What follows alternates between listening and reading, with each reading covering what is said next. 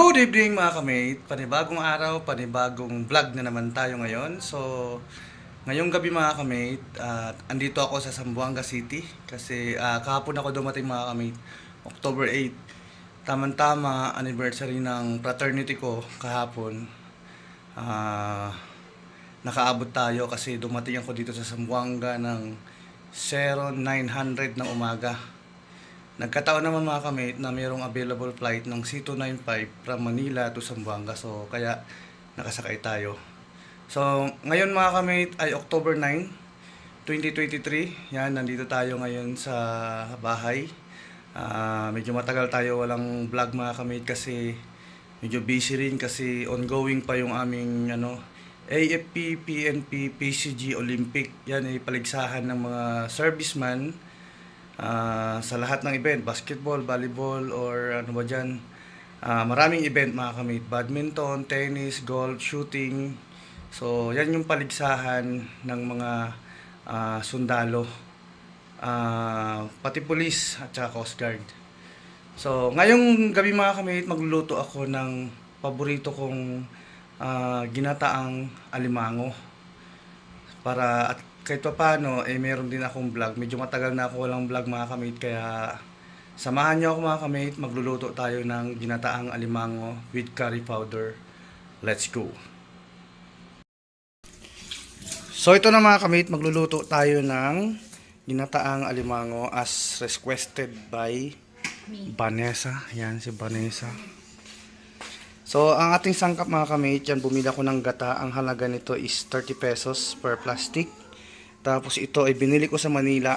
Galing pang Manila yung alimango mga kamate. Ang bili ko dito ay 300 pesos per kilo doon sa kakilala ko. So pag binili mo to sa palengke, nasa 700. Kaya doon ako bumili para makamura. Ito yung mga sangkap niya mga kamate. Meron tayong bawang, sibuyas, luya. Meron tayong sitaw, kalabasa. May patis tayo. At saka magic sarap. Saan yung curry powder? Lalagyan din natin yan ng curry powder mga kamate at saka asukal. So yan mga kamate, umpisahan natin ang pagluluto ng ginataang alimango with curry powder. Let's go! So yan, open natin gasol. Kailangan natin ng mantika at magigisa tayo ng sibuyas, bawang, at luya. So, Vanessa, lagyan mo na siya ng mantika. Okay, tama na. Huwag mo damihan. Hintayin lang natin mga kamate yan uminit para magigisa na tayo. So, yan mga kamate, umpisahan natin ang pagluluto ng alimango. Let's go. Sige, pakita mo. Hinahan lang natin ng konti. Lagyan natin muna ng bawang. Pwede mo na rin isunod yung sibuyas para mabilis lang.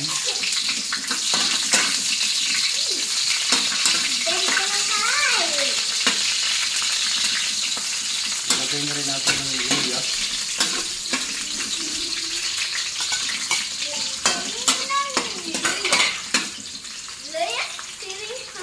Ang lalaki ng gayat, yung Vanessa ng luya. Kanino? Dito na ba? Ba't naman sisihin si Tita? Baba.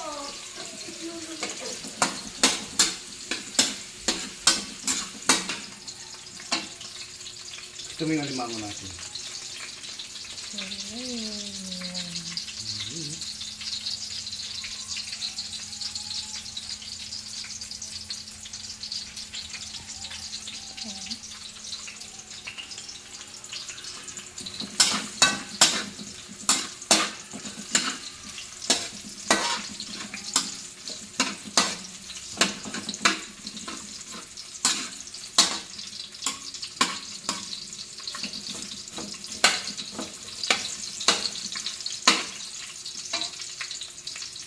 Bawasan natin yung mantika.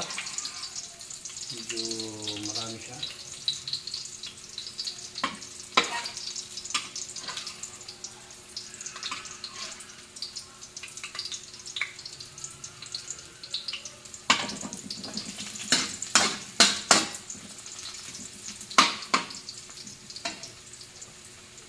lagay na natin yung curry powder.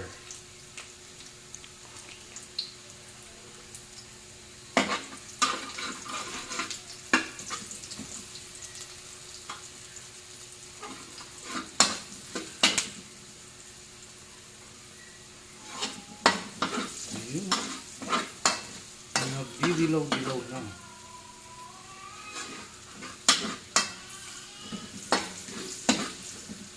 Itong alimango pala natin mga kami, inaga na pala natin yan ahead of time.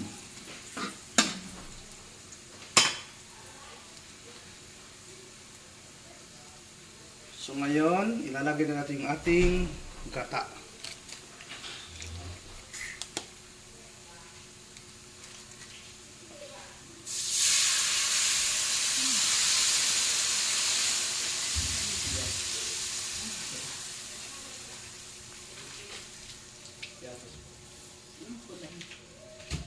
Dalawang gata.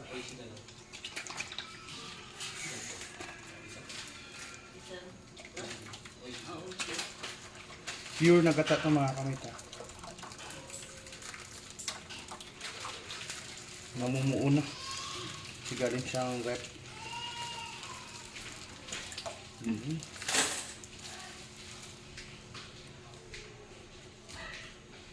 Ayan, halu-haluin lang natin.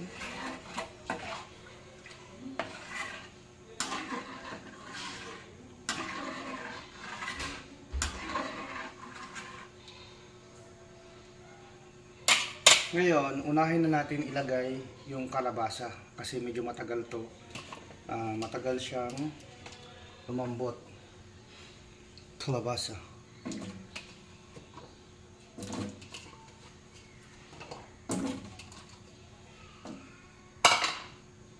Sama na rin natin yung sitaw.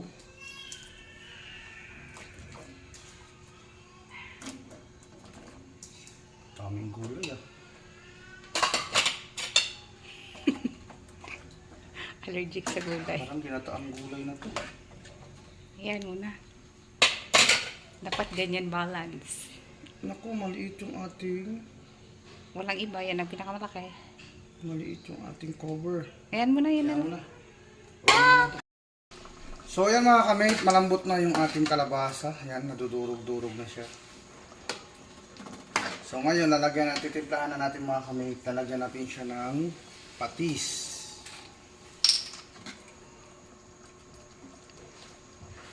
Ito? Patis.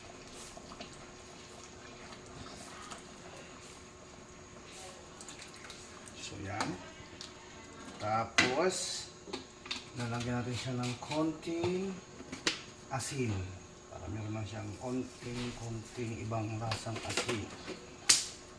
Lalagyan na rin natin siya ng magic sarap. Yan.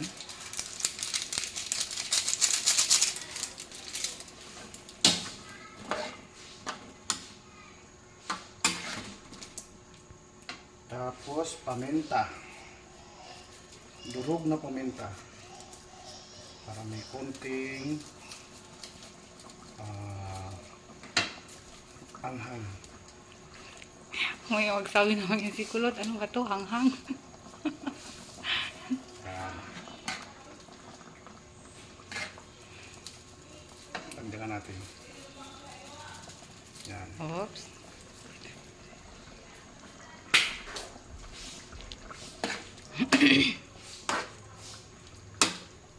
Tapos, asukal. Para manamis-namis. Mga 2 kutsarang asukal. Yan. Ayos. Titikpan natin yan. Para kung okay na yung lasa niya, pwede natin ilagay yung ating crabs. Tikman natin muna. Palang tayo na isang kutsara.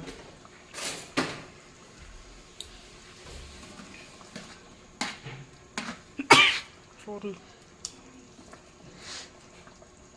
Sakit sa ilo yung paminta.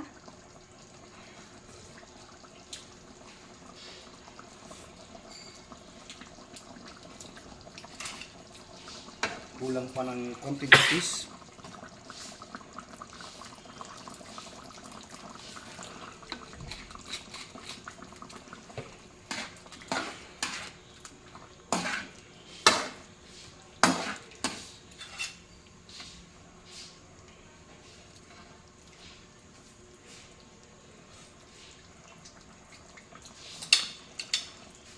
Okay na.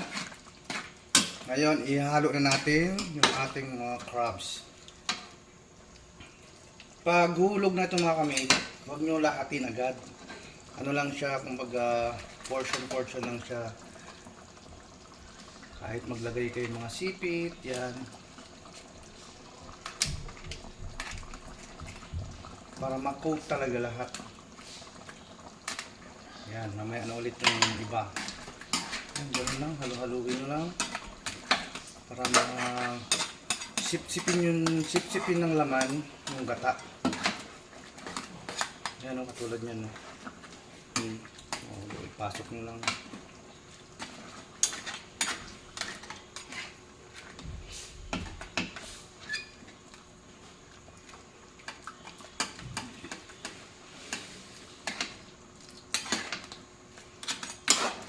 By batch siya mga kamig, by batch.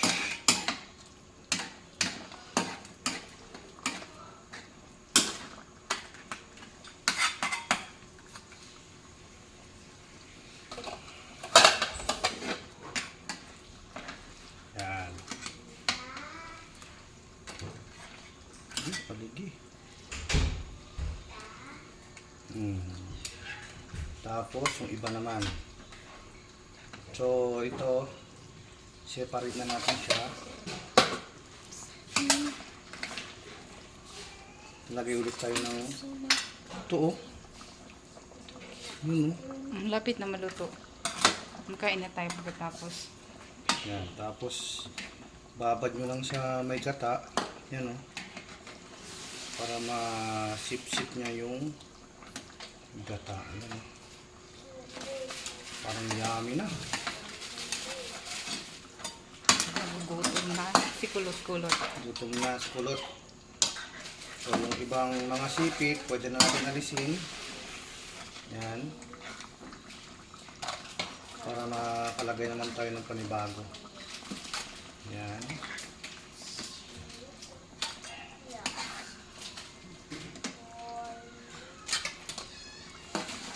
Yung ibang kulay, tanggalin na rin natin para Ihain na. kain na natin to.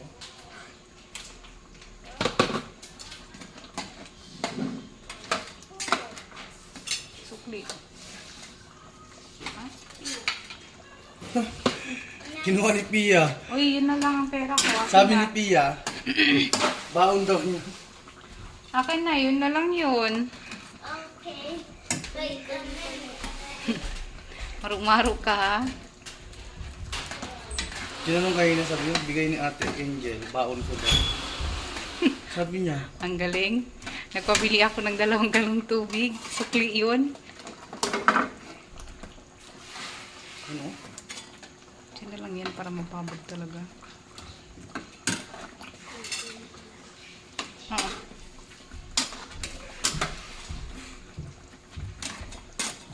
Sipit pa lang, ulam na eh. Yum yum.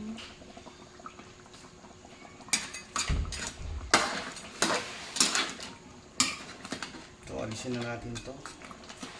Medyo matagal na siya nakababad. Yun oh. Sarap.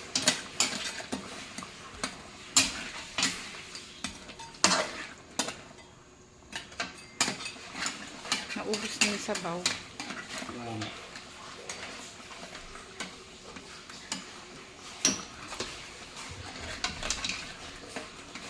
Pag pure talaga na gata, lalapot talaga yan.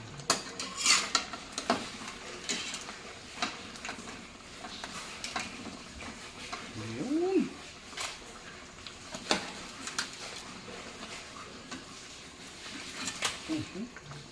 Ayan, ilagay na natin yung remaining na limango. Ayan. Ayan. Para halo na sila dyan. Diba?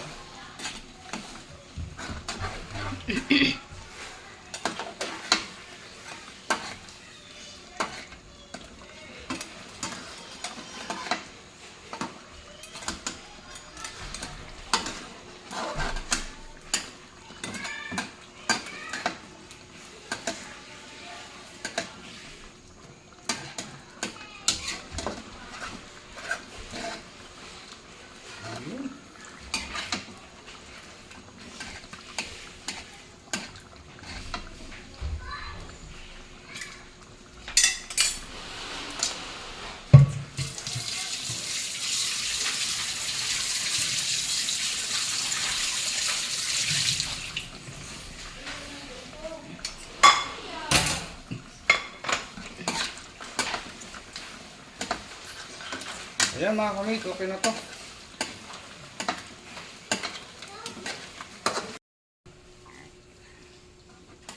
So ayan mga kamit, tapos na to. I-plating na natin para maganda. Okay. Okay na? So ayan mga kamit, i-plate na natin siya. Ayan o. Isa.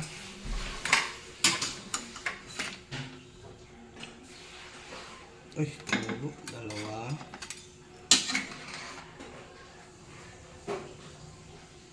Tatlo. Tatlo lang muna. Tapos, lagyan natin siya ng sipit. Ayan. Sipit.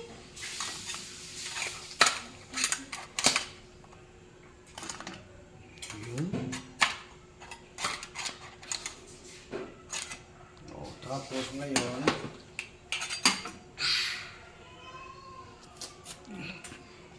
yung mga gulay. Importante yan, gulay.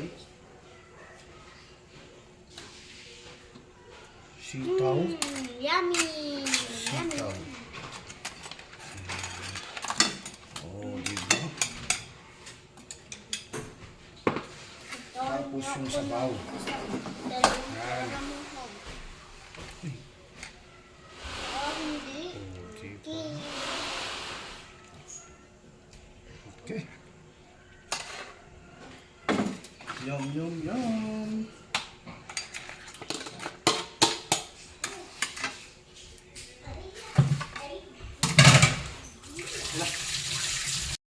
So, yun na nga mga kamay. Tatapusin ko na yung aking video dito. Maraming salamat mga kamay sa suporta na binibigay nyo. Kahit paminsan-minsan lang tayo mag-vlog.